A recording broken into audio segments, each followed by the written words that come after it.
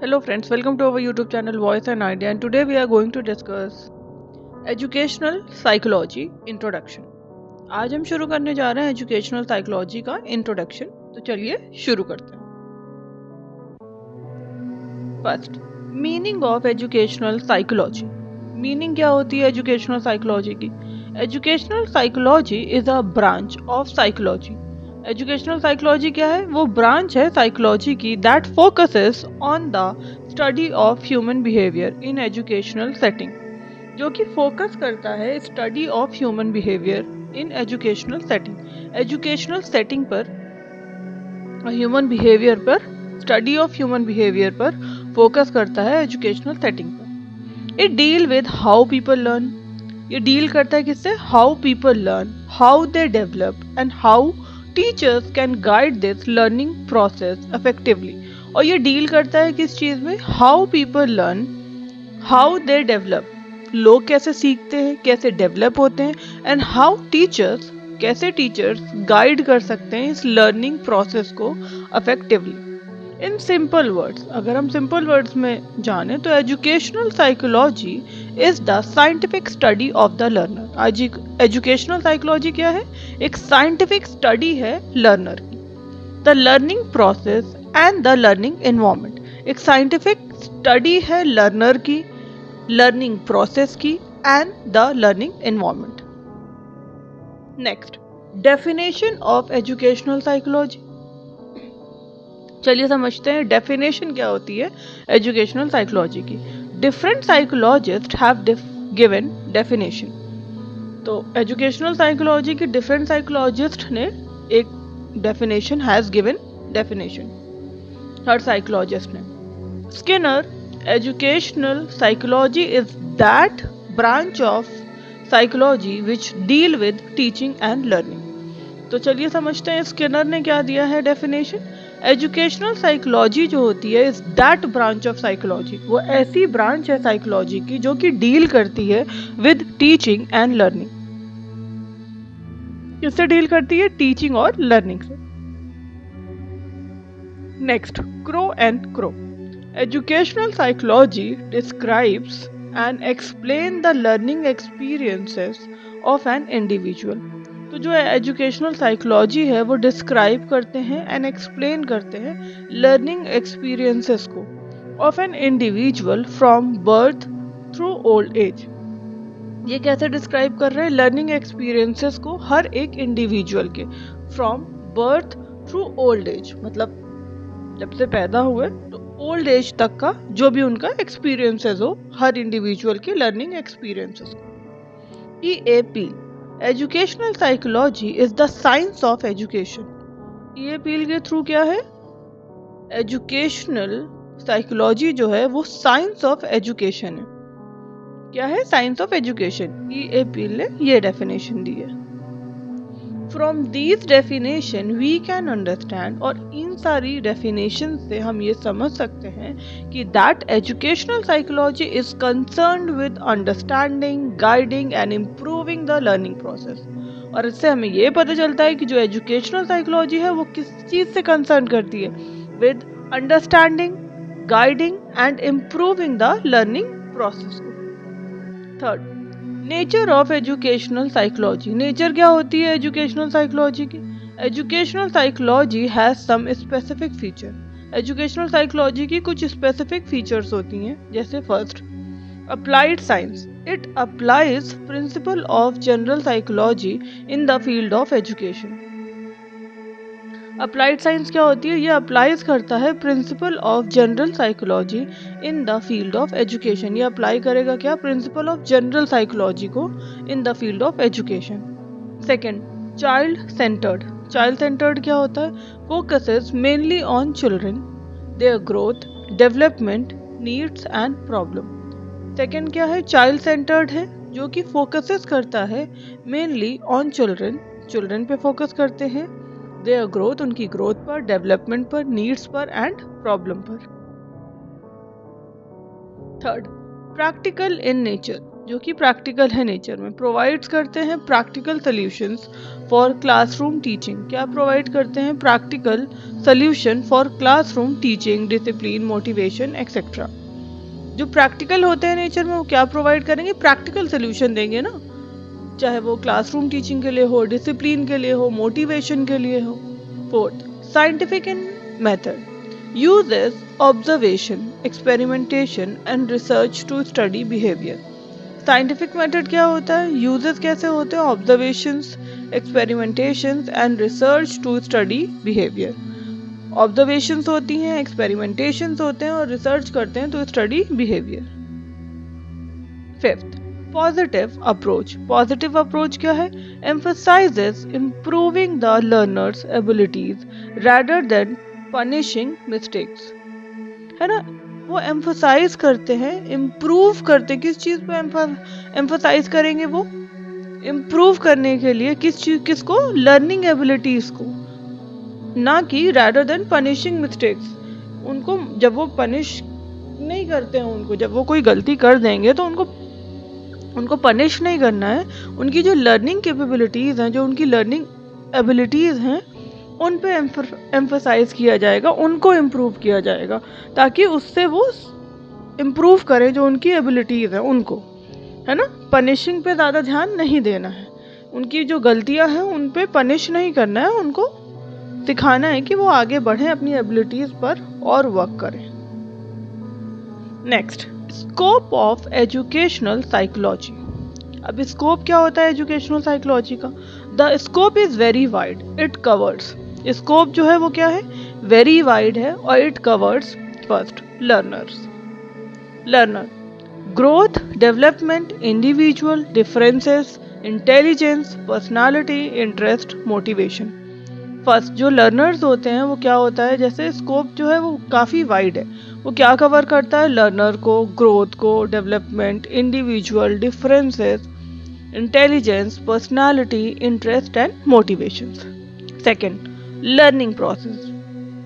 Learning process में क्या आता है? How learning take place. Learning कैसे टेक प्लेस होते हैं? Theories of learning, memory, forgetting, transfer of learning. Theories क्या होती हैं लर्निंग की?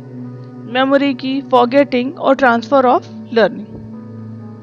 थ्योरीज होती है लर्निंग की, मेमोरी करते हैं, फॉरगेटिंग करते हैं और ट्रांसफर हो जाता है लर्निंग का। Third, learning situation, classroom environment, groups, dynamics. Learning situation क्या होती है? जैसे क्लासरूम इन्वायरमेंट होता है ना, उसमें लोग सीखते हैं। ग्रुप डायनामिक्स, डिसिप्लिन, करिकुलम और टीचिंग मेथड। डिसिप्लिन में भी रहकर सीखते हैं, उनका करिकुलम होता है, टीचिंग मेथड्स होते हैं, तो इन सारी चीजों से वो क्या करते हैं? सीखते हैं, है ना। Next, fourth, teacher, personality, role, attitude, communication skill, guidance and counselling. Fourth क्या है? Communication skills, guidance and counselling, role, attitude, personality, ये सब मैटर करता है। Fifth, evaluation, measurement of learning outcomes. Measurement of learning outcomes, intelligence test, aptitude test, achievement test. Thus, educational psychology covers learner, learning, teacher and environment।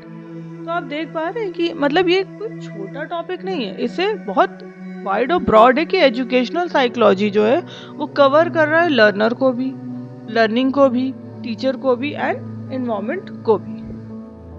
Next, importance of educational psychology. अब हम बात करेंगे importance of educational psychology की, तो चलिए समझते हैं। Educational psychology plays a vital role in education. जो एजुकेशनल साइकोलॉजी है वो क्या करती है? प्ले करती है vital role in education. It importance can be understood as, उनकी जो इम्पोर्टेंस है वो अंडरस्टूड होती है कैसे? First, helps in understanding learners, वो हेल्प करते हैं understanding learners. Every learner is different, और हर लर्नर जो है वो डिफरेंट होता है। Educational psychology helps teachers understand children needs, emotions, interest and abilities. Her learner क्या होता है, डिफरेंट होता है। एजुकेशनल साइकोलॉजी जो होती है हेल्प करते हैं टीचर्स को, अंडरस्टैंड करते हैं चिल्ड्रन नीड्स को, इमोशंस को, इंटरेस्ट को एंड एबिलिटीज को। Third, help in designing curriculum. Second, help in designing curriculum. पहले क्या था, हेल्प इन अंडरस्टैंडिंग लर्नर्स, तो लर्नर्स को समझते हैं, उनकी नीड्स को, उनके इमोशंस को, उनके एबिलिटीज को, उनके इंटरेस्ट को। नाउ अब helps in designing curriculum. Psychology guides curriculum developers to make content age appropriate and learner centred. तो जो साइकोलॉजी है वो क्या करती है, गाइड करती है करिकुलम डेवलपर्स को कि मेक करे, क्या करे, content age appropriate. Age appropriate होना चाहिए, उनके एज के हिसाब से होना चाहिए और लर्नर सेंटर्ड होना चाहिए, जिससे वो बेहतर तरीके से सीख पाए। Third, improve teaching method. Teaching method को इम्प्रूव करना है, जैसे प्रोवाइड करते हैं scientific method like play way, activity based होता है, प्रॉब्लम सॉल्विंग होता है एंड मॉडर्न टीचिंग टेक्निक्स होती है। प्रोवाइड करते हैं scientific method like play way, activity based होएगा, जिससे इंसान लर्निंग बाय डूइंग मेथड होता है ना, जो करके सीखते हैं, प्रॉब्लम सॉल्विंग होगा, और modern teaching techniques. Classroom management helps in maintaining discipline, positive environment and good teacher student relationship. Classroom management भी ज़रूरी होता है क्योंकि ये हेल्प करता है in maintaining discipline, positive environment and good teacher student relationship. Fifth, guidance and counselling. Guidance and counselling क्या होता है, help teachers guide student in choosing career and solving personal और एकेडमिक प्रॉब्लम्स। ये क्या होता है, गाइडेंस एंड काउंसलिंग में help करता है टीचर को गाइड करने में स्टूडेंट को इन चूजिंग करियर, करियर को चूज करने में, सॉल्व करने में उनकी पर्सनल और academic problems. Sixth, evaluation and assessment provides करते हैं tools for testing intelligence, achievement, attitude and personality. Evaluation and assessment क्या होता है, प्रोवाइड करते हैं टूल्स प्रोवाइड करता है for testing intelligence, achievement, attitude and personality. Seventh, teachers role makes करते हैं the teacher more empathetic, skilled and effective in handling diverse learner. जो टीचर्स रोल होते हैं वो क्या होते हैं, मेक करते हैं टीचर्स को मोर एम्पैथेटिक, स्किल्ड एंड इफेक्टिव होते हैं इन हैंडलिंग डाइवर्स लर्नर्स, हैंडल करते हैं डाइवर्स लर्नर को। Now sixth, relationship between psychology and education. तो चलिए समझते हैं साइकोलॉजी और एजुकेशन का रिलेशनशिप क्या है। Psychology is the science of behaviour while education is the process of modifying behavior। Psychology क्या है, एक साइंस ऑफ बिहेवियर है, और एजुकेशन क्या है, ये प्रोसेस है ऑफ मॉडिफाइंग बिहेवियर, प्रोसेस है जिससे मॉडिफाई किया जा रहा है बिहेवियर को। Without psychology education would be blind, और बिना साइकोलॉजी के एजुकेशन क्या है, would be blind, and without education psychology would be incomplete, और एजुकेशन के बिना साइकोलॉजी भी इनकम्प्लीट होगी, है ना। तो दोनों ही नीड है, साइकोलॉजी भी इम्पोर्टेंट और एजुकेशन भी इम्पोर्टेंट है। ओके, नेक्स्ट, दस बोथ आर इंटरडिपेंडेंट। मतलब क्या है कि दोनों इंटरडिपेंडेंट है, एक दूसरे पे डिपेंडेंट है। Psychology provide the principles and education applies them in real life. Psychology क्या करता है, प्रोवाइड करता है प्रिंसिपल्स को, और एजुकेशन जो है वो अप्लाइज करता है them in real life. Seventh, contribution of educational psychology to teachers. Contribution क्या है एजुकेशनल साइकोलॉजी का टीचर्स में, a teacher who knows educational psychology can. जो टीचर एजुकेशनल साइकोलॉजी जानती है वो अंडरस्टैंड करती है इंडिविजुअल डिफरेंसेस अमंग स्टूडेंट। वो अंडरस्टैंड करती है इंडिविजुअल डिफरेंसेस, कि लोगों में इंडिविजुअल डिफरेंसेस होते हैं स्टूडेंट्स में, वो समझती हैं। यूज करती है डिफरेंट टीचिंग मेथड्स को, डिफरेंट टीचिंग मेथड्स को यूज करती हैं फॉर डिफरेंट लर्नर।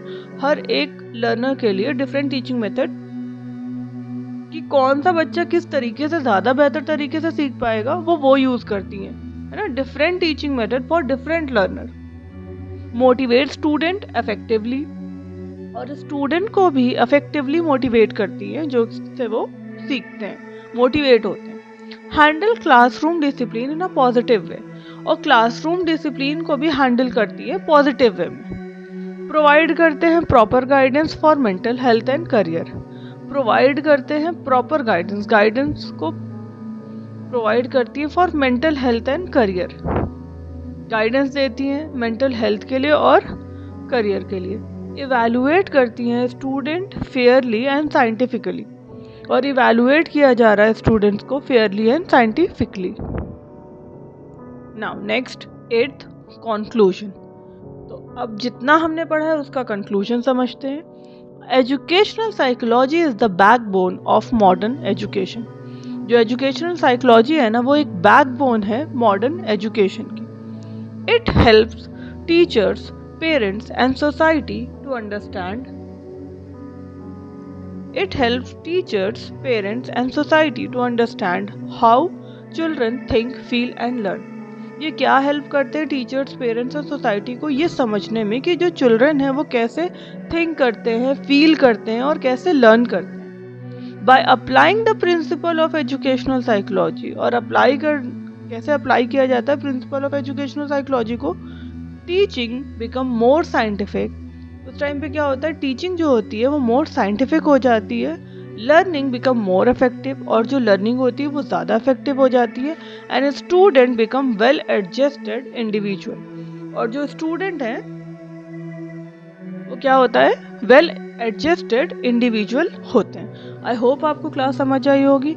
अगर क्लास अच्छी लगी हो, do like, share and subscribe. मिलते हैं नेक्स्ट वीडियो में। Thank you.